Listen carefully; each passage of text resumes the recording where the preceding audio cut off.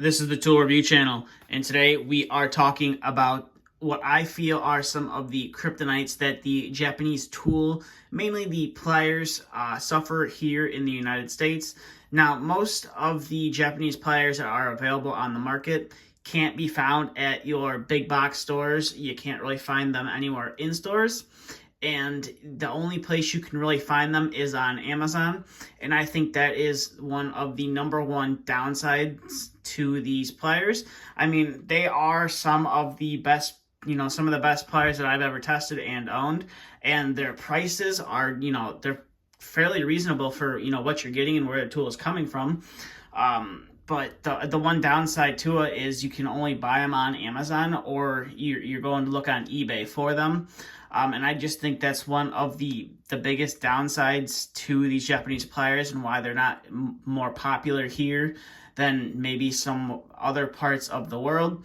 And then another downfall that I think really kind of affects these pliers, except for the marbles, is that almost all their pliers that they have don't have any cross hatching on the nose of the plier. So as you can see right there, all the teeth on there are fairly, they're all going in one direction. So they're all parallel to each other. You do have some tiny ones up here, and then you got the larger ones back here.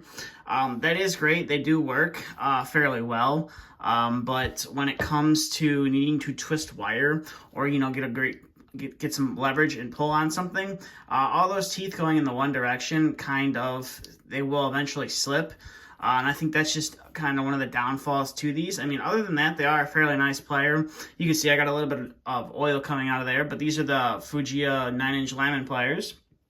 And, some of the Sonoda ones, again, also their teeth are all going in the same direction, which is kind of, a downside if you're wanting to, pull or twist, get a good twist on some wires. And then we have the same thing with the Vamp pliers. Now, the Vamp pliers, these are mainly, they're sold as screw extraction pliers, and they don't really have any cross hatching there. Yes, they have the little cutout, as you can see right there. And when you close the pliers, you can see where you can get them locked onto a screw to extract it if it's all stripped out, and you can't, get it out with, a screwdriver or whatever. But again, that kind of limits the amount of space up here. And plus they put that little bolt grabbing part right there as well. And for those of you that don't know, the Vamp pliers are pretty much the same as the Engineer pliers, just they have a different name and a different colored handle. But that's, a downside. You don't really have a large area to grip onto some wires to twist them. And then the same goes with these Mary pliers as well. They're super nice, super sharp, and they can cut through pretty much anything. But when it comes time to twisting wires, if we can get the camera to focus here, you can see all the teeth are kind of going in the same direction. And on the Marys, for some odd reason, kind of feels like the very fine teeth here at the top are almost smooth.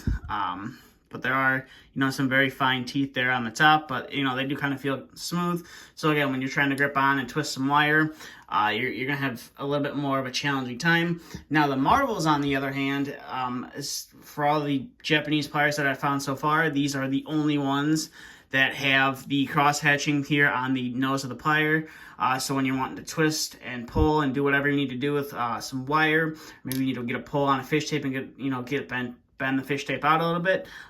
This cross hatching design is going to really bite into whatever material you're trying to grip onto, which is super nice. And it's, it's a super aggressive bite there on the pliers, as you can see. So it'll pretty much grab onto almost anything, and you should have the nose on here is fairly large. So you could probably twist, 2 to 3 conductors at once with these guys.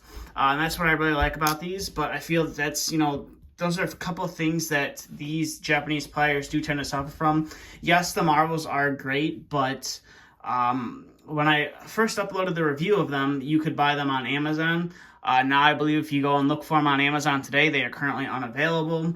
And I believe the only place you can get them is from eBay, and they are coming direct from Japan for the most part. Now, I know some of you guys down in Australia are able to get, there's a couple different variations of these guys down there. They're pretty mumuch all the same, just different color handles and brands.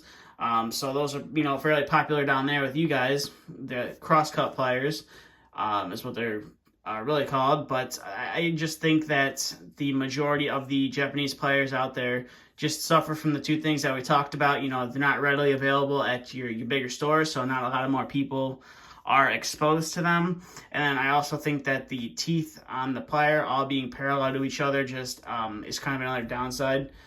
Where, you know, most of us are used to the Lyman pliers when we're using also twist wires and stuff like that.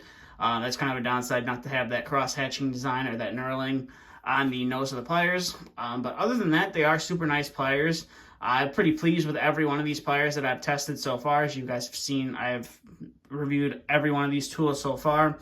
And I'm always on the lookout for new tools from Japan. You know, you never know what you're going to stumble across. And you never know if you're going to run into a pair of pliers like this where they do have the cross-hatching on them. And they are just, you know, all around a fairly decent pair of pliers. This is probably one, if not my favorite pair of pliers that I've gotten from Japan so far.